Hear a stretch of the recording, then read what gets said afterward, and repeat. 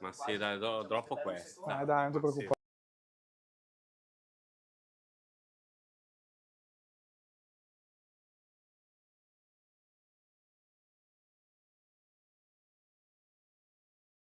Grande entusiasmo. Mettiamo una view solo speaker per il webcam. Ma professional. Grazie alla regia, grandi! Ciao a tutti, benvenuti, io mi presento, con alcuni di voi mi sono già presentato, sono Sacksick, responsabile marketing di AWS Italia. Sono contentissimo che siete qua oggi e vi do il benvenuto da parte mia e da parte di AWS. Un simpatico aneddoto: Alessandro mi ha contattato un po' di tempo fa e mi ha detto: c'è un mio cliente che mi dice che fanno il meetup da altri service provider che io non menzionerò. La mia risposta è stata: siamo AWS, facciamo parte di Amazon, non so se siete familiari con la nostra cultura, ma in Amazon non siamo competitor obsessed.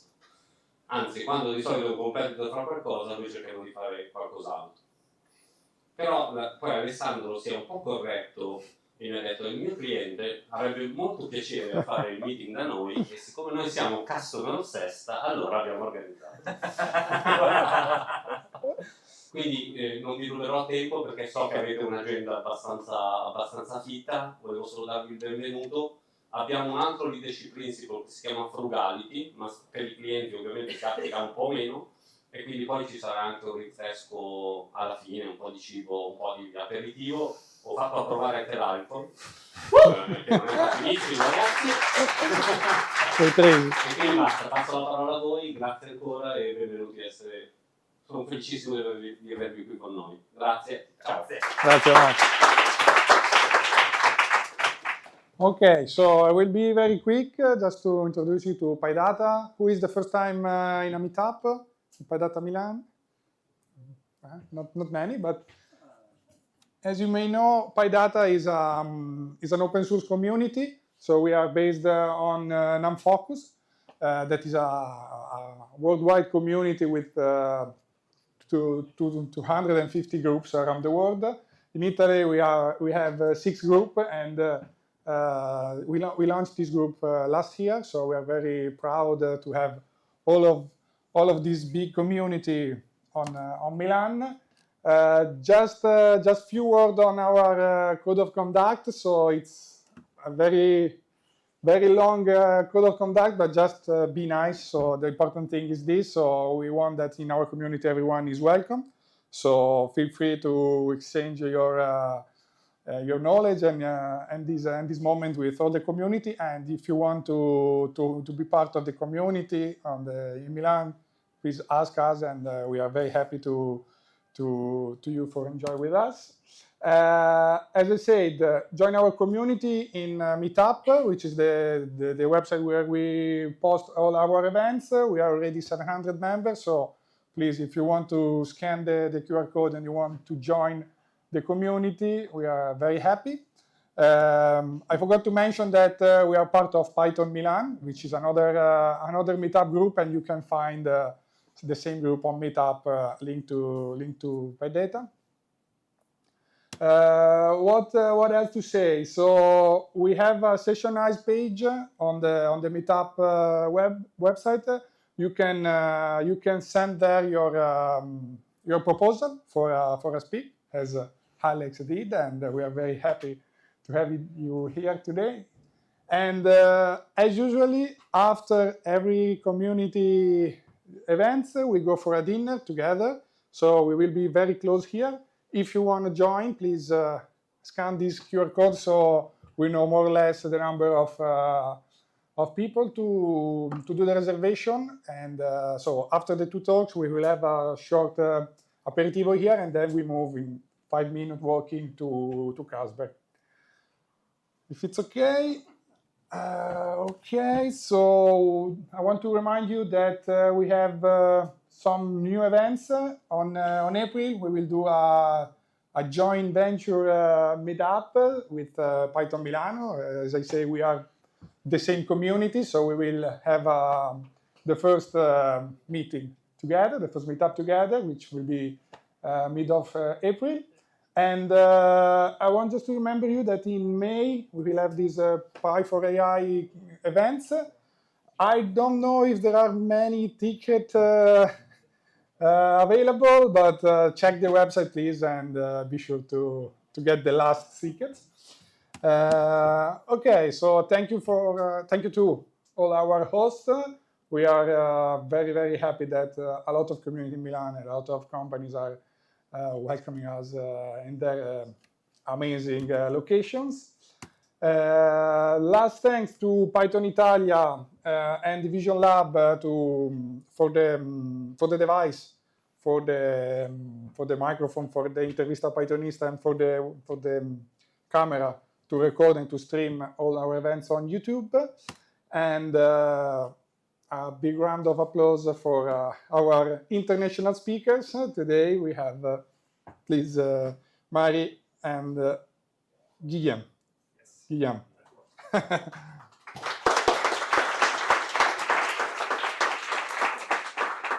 So, come on. Yes.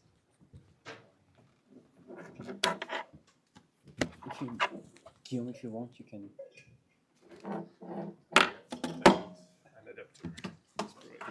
You need a different dog? Io dico tutti e due, no? Sì, esatto, che c'è anche.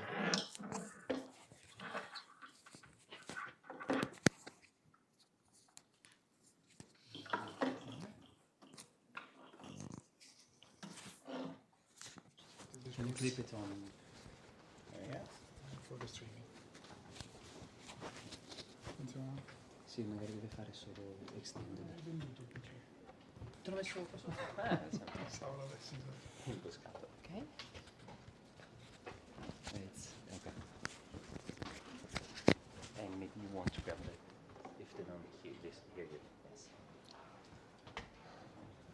So you need only this one for... Actually, I mean, this one is for the recording on the stream, and this one is for the room. If I scream, do you hear me there? Yeah. Okay, so I will scream very loud. That's easier to type on keyboard. Okay.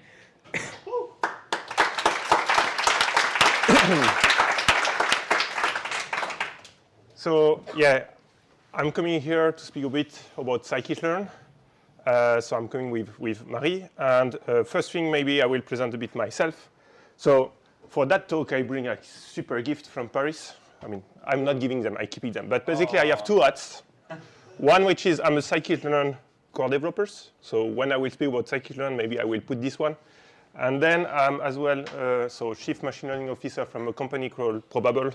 And if I want to sell you something, I will put that hat. Okay? So if I have nothing, probably I'm Scikit-Learn.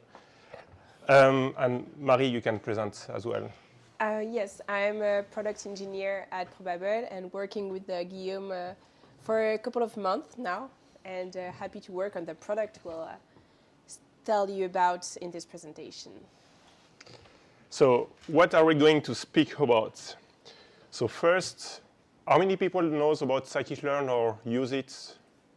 A good bunch. So the first part will go very, very quickly. I will just make a recall for people that don't know, give a couple of examples such that we are all in the same place.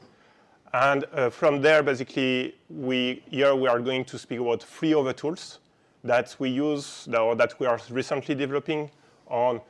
So they're on the right and the left, but basically Scrub, which is more about like bringing databases into machine learning. Skops, which is things on the right, which is of MLOps and can be useful for a couple of stuff in Scikit-Learn. And Skore, which is an abstraction things that we started to build a couple of months ago, so maybe 1 or 2 months at Probabl. So just that uses all those. So not question yet. Let's go for a demo. So here, this is first just a quick introduction to Scikit-Learn that will take 5 minutes, such that we see the couple of things that, as a data scientist, most probably, or as a, ML engineers, that's what you are using when you use Scikit-Learn. So for instance, here, I'm loading a data set from that is inside Scikit-Learn to play with. So it's California housing. So it's a data set where you have a couple of features regarding some like places in California where you want to actually predict the median value of the houses in that locations. So basically, you are inside the real estate use cases. So what I want to show now is if I want to solve the problems of tabular data, predictive modeling, what tools do I use from Scikit-Learn, okay? So the first thing and the most used functions we know from the stats from the website is people use Scikit-Learn for train test split. Apparently, this is a super complex stuff to do. And in this case, we will use these magical things to split our data into 20% of data for the testing, the remaining for the training, okay? So usually, that's the first course that you get in machine learning. And then we tell you, OK, you want to model something. You pick up one model from Scikit-Learn. You fit on the training data. And then you score on the testing data. And now you are a data scientist, more or less. So, of course, this is not enough. And this word that is usually we like to say we just fit and predict. But actually, that's not enough. And usually, you need to do much more. So what you are trying to do is usually you want to evaluate that models, and you want to know the uncertainty of that model. So it's where you have tools that come with Scikit-Learn, for instance, to do cross-validations with different type of shuffling or different type of cross-validation, basically, depending on the problem that you have at hand. So here, just to give a quick example, I'm just doing a shuffle split. So I shuffle my data, I make a split.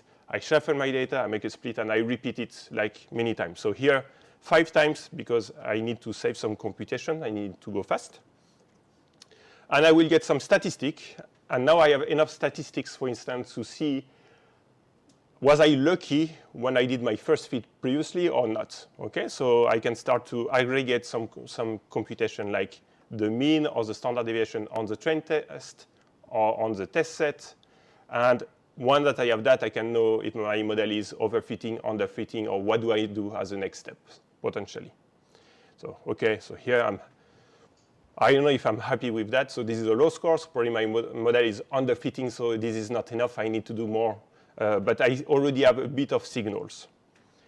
So my model is not enough expressive, so I'm operating in underfitting modes. So I can make it more complex. And to make it more complex is where as well we have tools for that. So for instance, here I could say, this probably a linear model is not enough expressive because it doesn't find a linear relationship between my target and all my features. So I need to find non-linearity for that. In this case, I can just use like things out of the box, like spline transformer. And on the top, polynomial feature to find interaction between my features. This is just an example, OK? We shouldn't like focus on that. But somehow that should bring a bit more signal. And if I just use a pipeline to say I will make a sequence of transformation, which is like scaling, then the spline, then the interaction, and then my ridge, I can get such pipeline, okay? And with this pipeline, I can reapply the same cross-validation and again make some conclusion out of it. So here, it will take a bit more time because now we are just expanding and doing a lot of computations. And then I see that I'm much better than the previous models, and I'm still not overfitting because I have like close scores, and I'm kind of happy. But that's not enough because most probably here I just chose some set of parameters.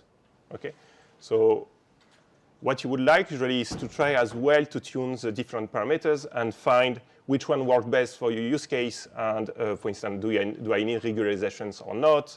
And like, do I have enough spline knots, or do I want to increase the degree of the spline, or those type of things? So it's where you have, so to express, oh, I make a mistake as well.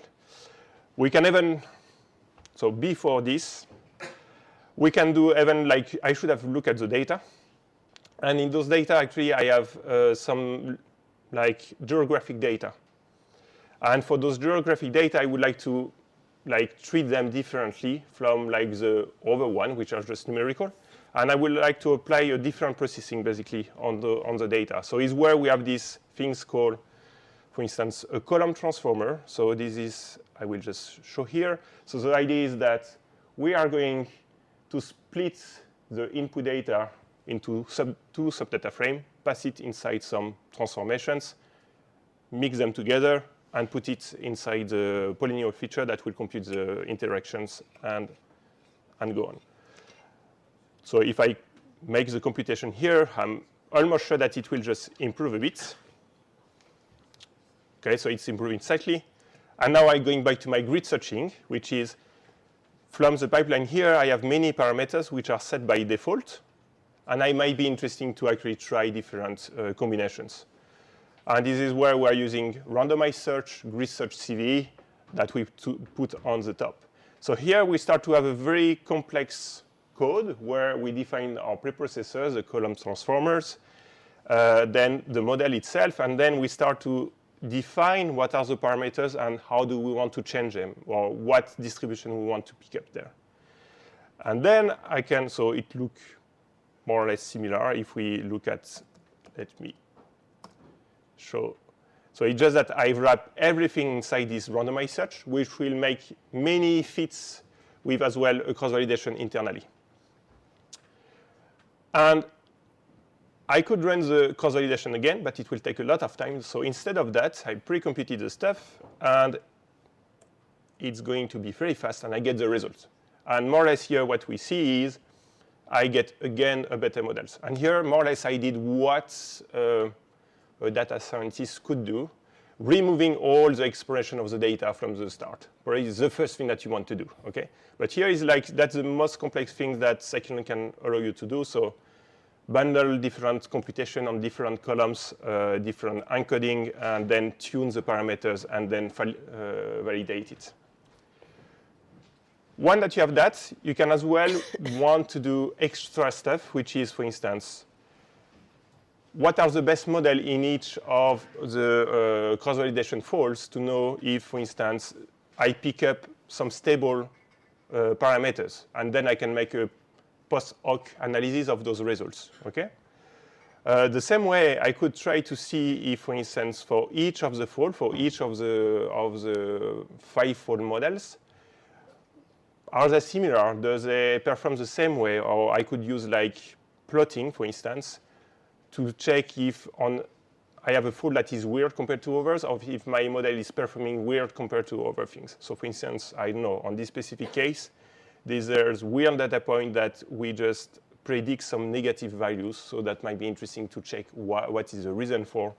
Or for instance, here we see that we have a very like straight line, which is for a linear model. That means that basically most probably the actual values say above a certain values, and my model is extrapolating, and then I probably want to go and check what the reason why I have those threshold values. So it's just to give you an overview of what we can do with Scikit-Learn. And if you want to go a bit further, then one that you're happy with your best model, usually you go into production in some way. So if you go in the documentation, we'll tell you just pickle your models and then manage yourself, okay? So we are not very nice with you. It's just like, that's your own. So somehow here you could dump the models, go on the server, load the model, and start to make your inference with whatever framework you have. So as a conclusion of this like overview, what is interesting about Scikit-Learn is that you have an API which is consistent, so you can swap different preprocessor or different classifier or different regressor. Everything is free, predict, and transform, and it works very well all together. You have a lot of building blocks that work out of the box, and you can already do a lot. You can evaluate those models, and you can fine-tune them, okay? One very good thing that I didn't really mention here, but is we have a very good documentation normally, or people are kind of happy with it. And the implementations themselves usually are robust, and people took care about them, like numerically, or as well we want them fast. And usually at that point, this is a good starting point. It's not just a toy implementation that you find randomly on the internet. As pitfall, by nature, you have to write very complex code when it becomes to grow, okay? Because you need to have like to do everything yourself.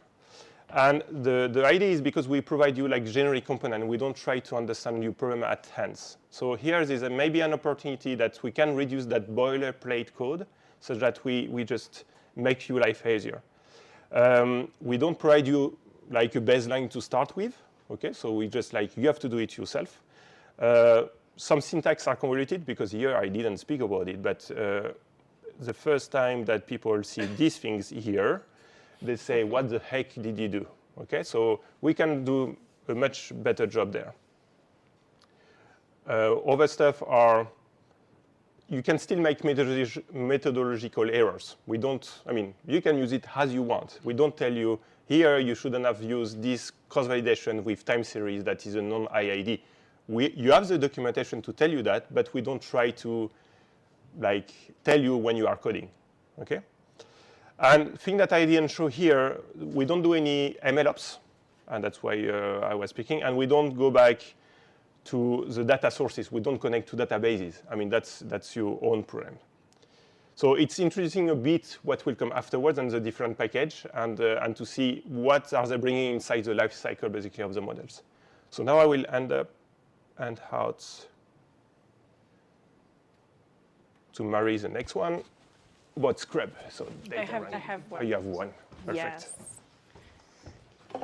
And I will use the mic because my voice is a bit off, and I think it will be better for you, so you will hear actually anything about I say, and for me. From what Guillaume presented, so he ended with all these pitfalls, and that's actually the goal of the 3 hours library presented tonight, is to go over and to offer a complementary offer around Scikit-Learn to go over these pitfalls. So here, to start with Scrub, why starting with Scrub? Because it's actually the part just before starting to work with my dataset. I actually have to load my data. I actually have to work on my data and do some pre-processing. So here, to start with fetch employees' salaries, it's a dataset included in Scrub, and it's an interesting one because there are plenty of non-agreeable stuff that we can encounter in a dataset. For instance, here we have a date that is just actually a text in the database, so we'll have to deal with that.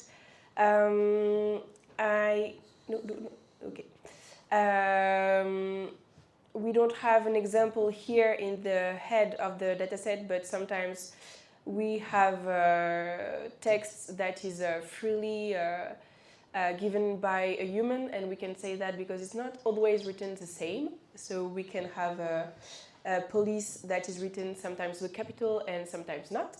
So have fun to make sure that it's the same data, and that kind of things that, well, is real life data and not the usual Kaggle or Iris nice dataset that we start working with usually.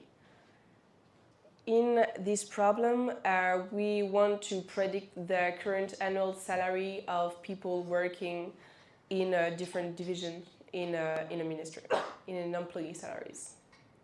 So it's a regression task. And what should I start with? I always, when I do a machine learning task, I want to start with an exploratory analysis of what is in my data. And here is what I discovered that when I arrived in Probabl in September, and I was like, wow, this is awesome. I should have known about that earlier, so I'm very, very happy to pass this knowledge now to you. And it's this table.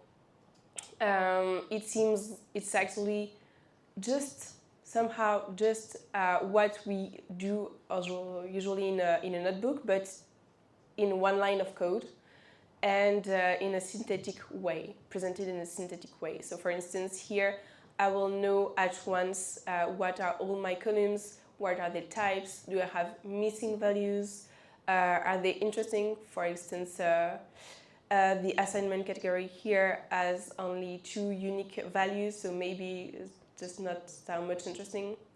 And also another type I loved was the association. Here it tells me what redundant data I might have. So here, department and department name, very unsurprisingly, are 100% correlated. And this is the kind of thing that obviously you might notice it, but you might not. And in some models, it's gonna pose you some trouble, give you some trouble. So it's really nice to know at once and very quickly all these elements about your dataset. And another nice element provided is that you can patch how your datasets are displayed. So if you really love this table, like I do, you might want to always display it that way whenever you call a dataset. So here it will display again. I don't have to call again the table reports. Now I have my dataset. I know about what's in there. And I've shown you that there are couple of things that I don't want to treat as is. I want to transform them. So this is what preprocessing is for. And the goal was really to rely on the strength of Scikit-Learn. It's not because we're doing another library that we want to do something else and something fully different. The fit transform is something that works well. It's something that is useful. So let's keep doing that. And here, I'll just make a pipeline which transform my date time into something more readable to a machine and to a machine learning model. And also, I can another new encoder is a text encoder. So it will apply a Hugging Face model taken from Hugging Face, a language model, on a title, the employee title. It's gonna take a bit of time because it's an important model to do the embeddings. And here it is. But if I want to have something simpler, I can also do that with just a min hash encoder. And here, much faster, another way to represent my textual data. Here is so a couple of new encoders, but one also of the pain highlighted when you show the grid search is when building a pipeline in Scikit-Learn. It's not so smooth and fluid. And here come the table vectorizers, always in the same spirit to remove useless lines of code and focus on what us data scientists know best how to do, which is not writing 100 lines of code. We're not software engineers, but rather focusing on the machine learning problem. So here we have at once a pipeline which will handle all the usual type of data we can have in a data set. So we have the numeric datetime and cardinal data, whether it's low cardinality or high cardinality. We will not treat them the same way. And this is nice, but it's only the pre-processing. And we can iterate and go further with the tabular learner in just, again, one line of code, beam. I have my pipeline with my model, and there is automatically something that detects the specialties of my model. So here it's a linear model, and so I need the imputers and the scalars.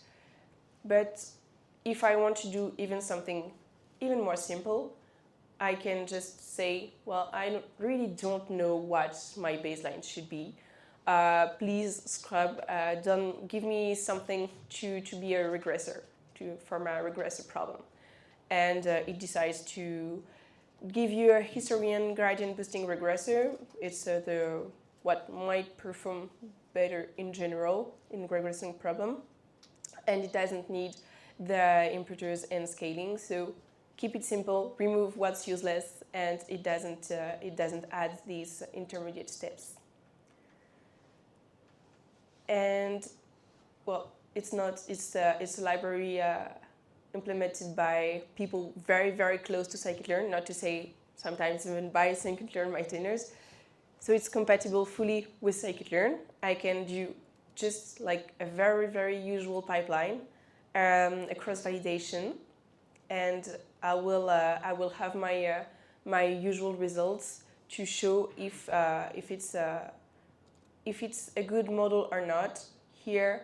So my test score is kind of nice. I can see that there is a bit difference between folds, so maybe I should look into that to understand why there is this difference. And that's it. I have my baseline, and I have evaluated it in just a couple of lines. Now, we still are in the case where I know I have my dataset at first, but Scrub has higher ambitions, and we would like to go even earlier in the machine learning pipeline, where I'm going to call maybe a CSV in a S3 bucket. Maybe I'll also have to get some data in a database, and I have to put all these together. Why it can be problematic? Because it's outside the pipeline, so I have to maybe rewrite it in several notebooks, and when I change in one place, I have to change it everywhere, so it would be better to go in a pipeline. And also, it doesn't take into account the fact that I might have sometimes data that I have not seen before. So it is what this part aims to do. It's another kind of pipeline. I just have to join some different data. Here I have some airports and capitals, and I can do that in a simile SQL way with Scrub.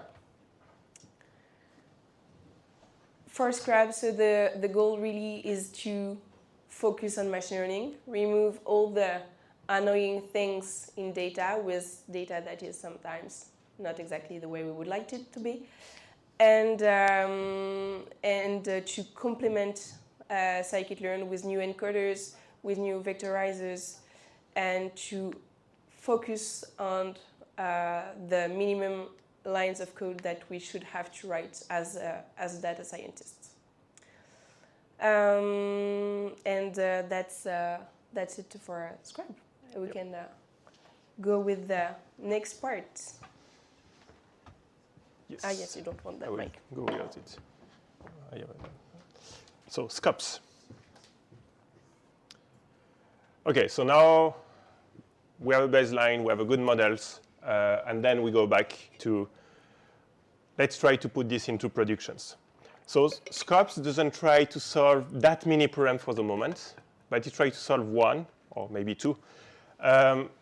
So it's not, if you know model registry like MLflow, this is not that, okay? So this is much, much simpler than that. It's looking at one thing, which is, can we do better than pickling? How many people knows pickle here? Yeah, okay. It's hard, huh? So probably if you go on the documentation from Python, you see pickle and they tell you, oh, this is scary. You should not use that because, I mean, that will blow off or something like this.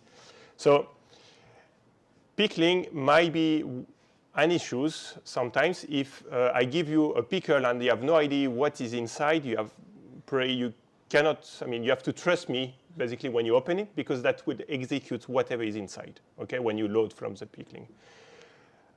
It's even more trouble, like for instance, to give you a use case, nowadays you have a GIN phase where you have many models, and all the things that you have there are just like pickle files, okay? So you can grab a model, you say, I will do machine learning with it, you do that, and then you, on your laptop, maybe it's doing RM minus RF, and then you lose your drive, and then like that's bad luck.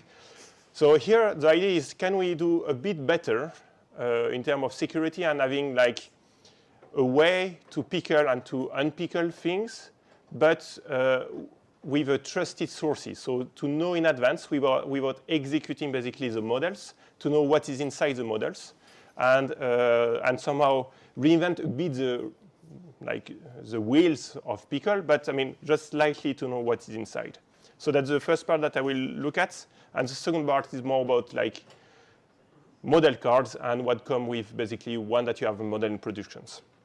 So let's look a bit the problem of pickling. So here I'm doing a Scikit-Learn models. It's working very well. I'm very happy with it. I fit it. And then I can use joblib, for instance, which is just like, you could use pickle, but joblib is doing as well some pickling for you. It's just more efficient to do it with NumPy arrays usually.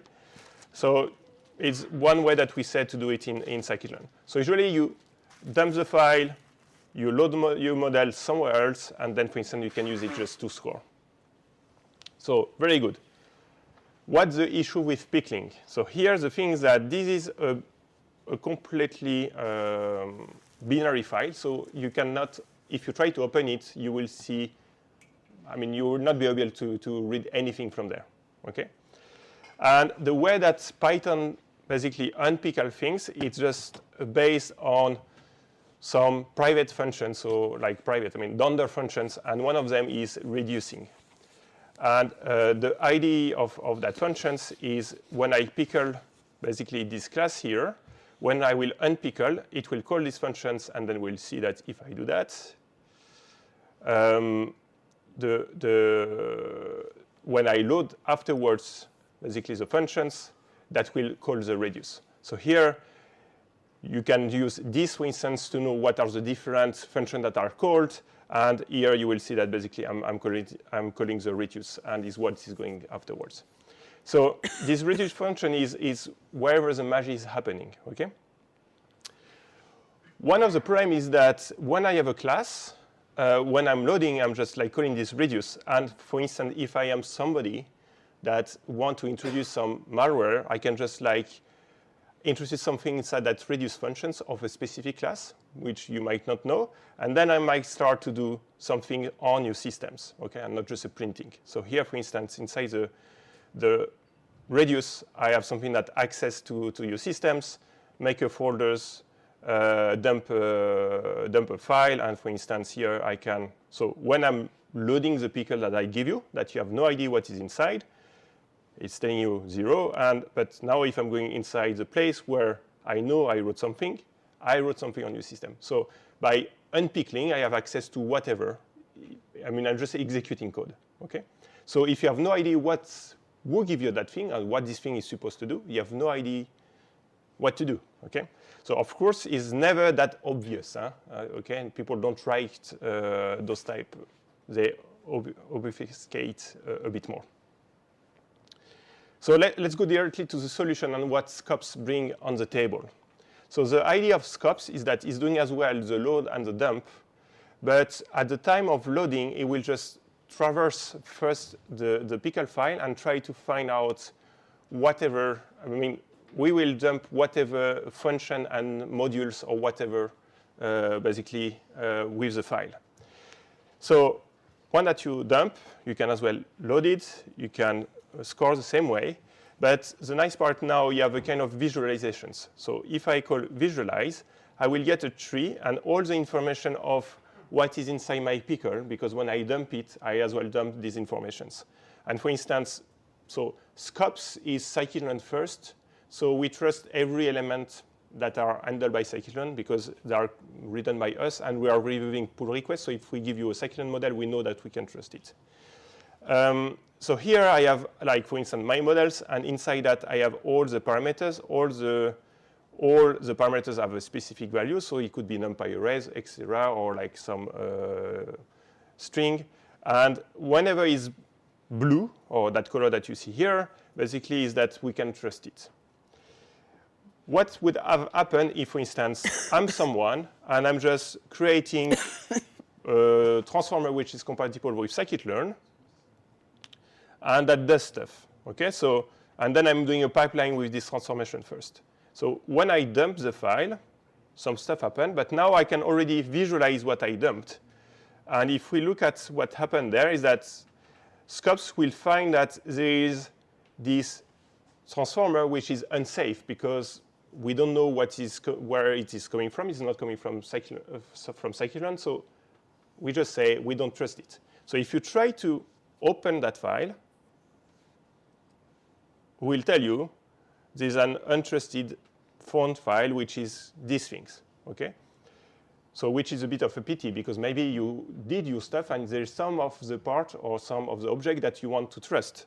And is where basically at the loading, you can always say what you want to trust and what you don't want to trust. So like now I can tell you, you can trust that thing because this is a file and that's the code that go with it. And then if you want to trust me, then you can load and you say, yeah, I'm trusting this implementation because I review it. And now I can load the models, okay? So skops is really like this feature is redoing the dump and the load part, where we add as well this visualization that allow you to know what you're handling as models. At the time, I think that they have very similar things. So it was when Adrien Jalali was working in the game phase, and I think that you have safe tensor as well for PyTorch models and stuff like that. So that's the type of the same ideas, let's say.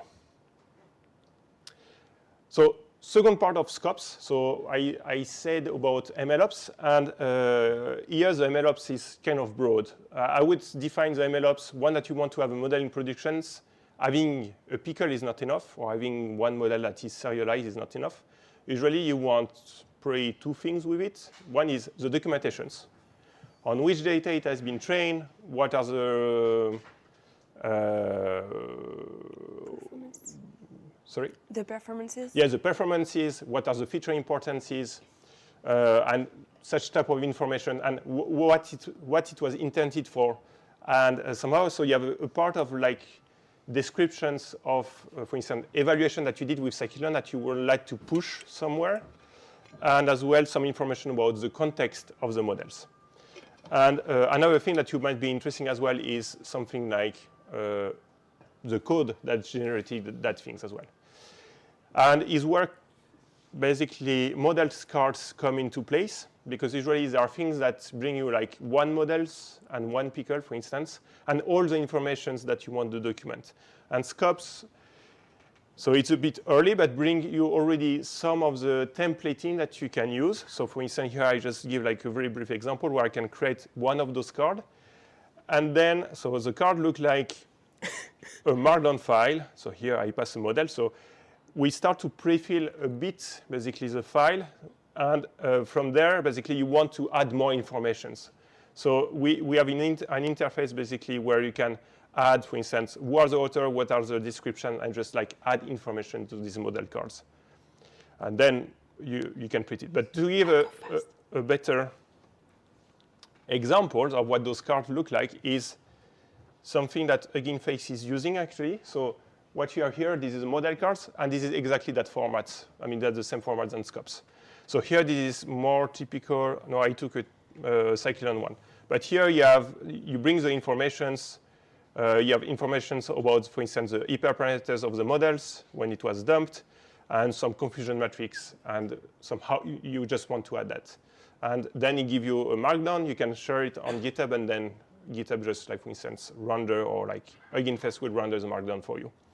Then I think that there is as well something, so I'm not developing it, but I'm pretty sure that there is converter to, for instance, HTML or other type of whatever format, PDF or whatever you want, because it's using Pandoc under the hood to make the conversions. And that's it for skops. And now I will end up with skore, and Marie will just speak about this latest project, which is very a baby. Yeah. It's our last born library. And the goal is to, well, just as it says, ease data science projects by doing anything we can, which is mainly, again, removing lines of code and providing data scientists with elements that they often have to look during the development of a model. So we'll have open a project where I can put all my experiments, all my tests in it. So I can, it's also something that is still seen sometimes. I can't close my notebook because I'm going to lose all my work. So again, the idea is to dump everything in a project, so I can put it and then get it back in exactly the same format. We'll stick to the same dataset as skrub and use this table report. So we can now start working on our problem. I'm making a pipeline with again the table vectorizers we saw earlier and adding a random forest regressor below. One of the things I want to do, and we did just in the notebook before, is doing a cross-validation. I want to be able to evaluate my model cross-validation to see if it's performing well without a statistical bias. So here in Skore is the first element. We've built reports where you can easily give all the elements and it will perform the cross-validation for you, but also provide you with some elements. For instance, a couple of metrics.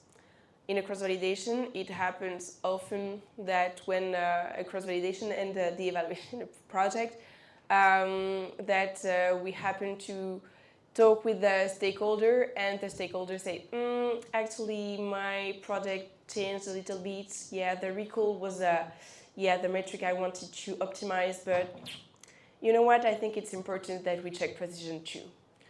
And I feel like, okay, so I just have to rerun everything now. Here, the goal is that everything is already pre-computed, the usual stuff, and everything is stored. Yep. And so I gave the example of precision and recall, but here in our problem, we are just working on a regression thing, and I think here we were supposed to wait for some time because it was not supposed to be pre-computed, but it shows that usually it takes a while to compute. But once it's done, we implemented some caching, so now it's stored. And if I call it again, oh no, it's even faster. Okay, oh yeah, because we changed the models, now it's faster. Yeah, before we had something that was taking 15 seconds, but yes. Maybe for a PyData talk, it's not fast enough. So here it's even taking less time. Well. And I'm going to speed a bit, so running cells but not showing everything, and I can cache my predictions. Now I might be happy with my model. Maybe it's not what is going to go in production, but it's good enough to be saved and to be iterated over later, maybe by a colleague. And I can put it in my project, and someone else can get it back and iterate.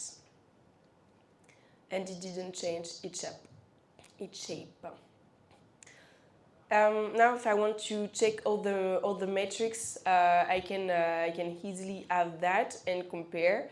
Here, in the case of regression, maybe my main metric would be R2, but I'm also interested in RMC to check if it's what I'm losing, let's say.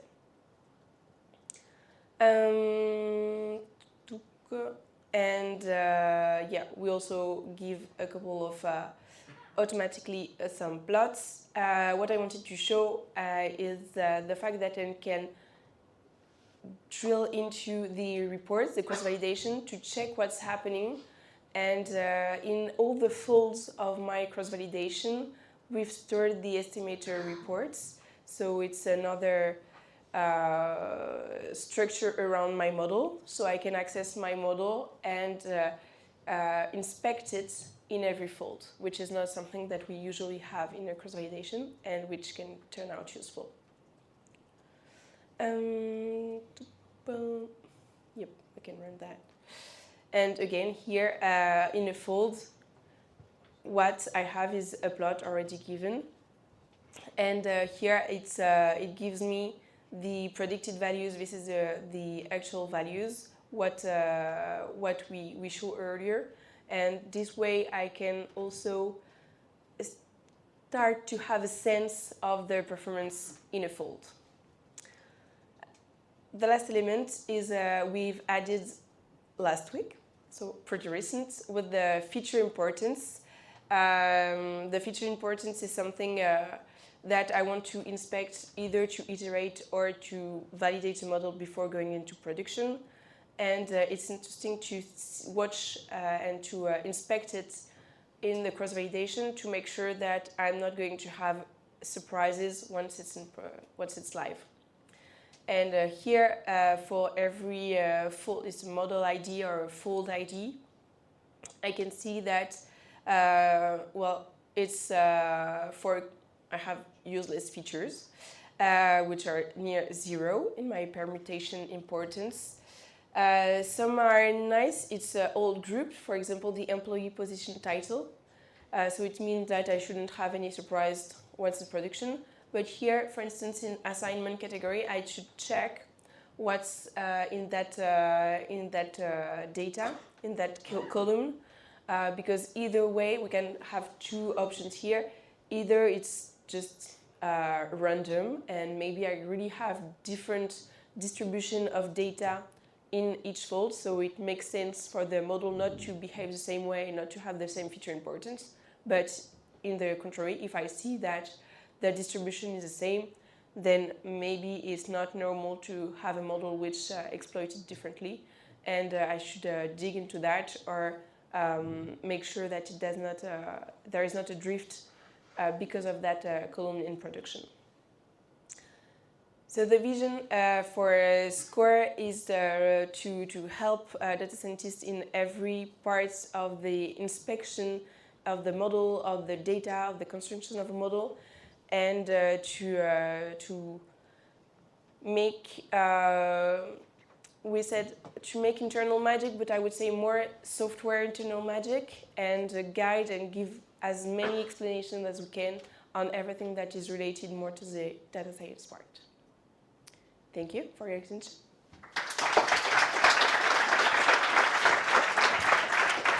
And we are a bit over time, so I don't know if we have time.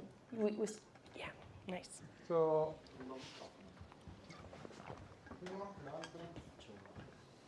okay, we have 2 minutes for a couple of questions. And then depending on who answers, you switch. Yes.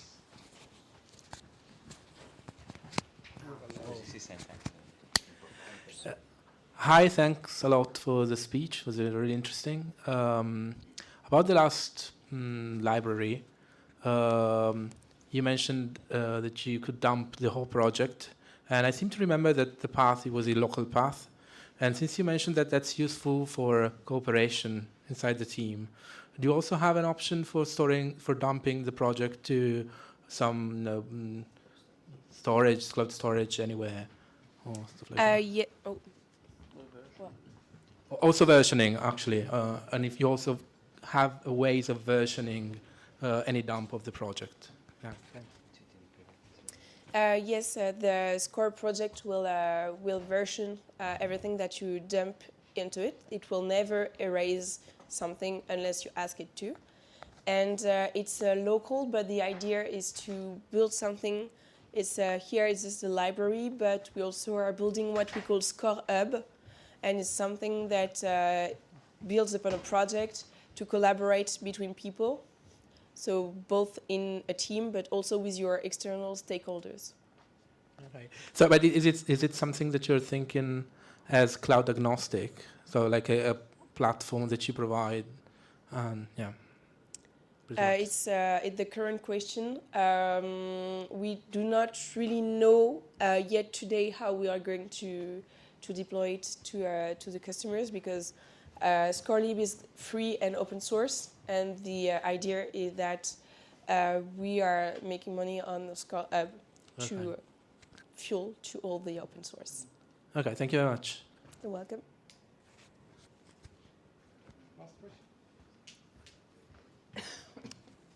Hi, thank you very much for the talk. I'd like to ask about the text encoder. I was very interested in it in Skrub. Is the model chosen by default, or can you choose any models from Hugging Face? Or Yes, there is a default, but you can change it. Okay. And if I can ask it, how was it chosen? How was it chosen? I don't know. So here, like we choose like the smallest model for testing, but basically you can put whatever. So basically, there's a text encoder is just a wrapper around sentence transformers. Okay. Okay, and it's just that you can use it inside the Scikit-Learn pipeline or inside a column transformer. So then you can put whatever SBERT that you have. We just put a small like one. I think this is like the default one from sentence transformer in that case. We didn't like reinvent the wheels. We just make like the API that this is compatible. But if you want, you can put a Mistral model or an LLM or just a LM language model. Thank you very much. And would that be shown as trusted by Skops? That's a good question because it's not a Scikit-Learn model anymore. Maybe you repeat the question. So would these things be trusted by Skops? So first, like the text encoder itself is not, because we don't trust skrub stuff, but then you can trust it. But it's not even like the text encoder itself, the wrapper is not the parem. Here the parem will be what comes from Hugging Face. And then in that case, we don't, I mean, you have a safe tensor and you just manage yourself. I mean, this is, we don't have skops in the middle, let's say. Well, thank you very much for the questions. And thanks again to our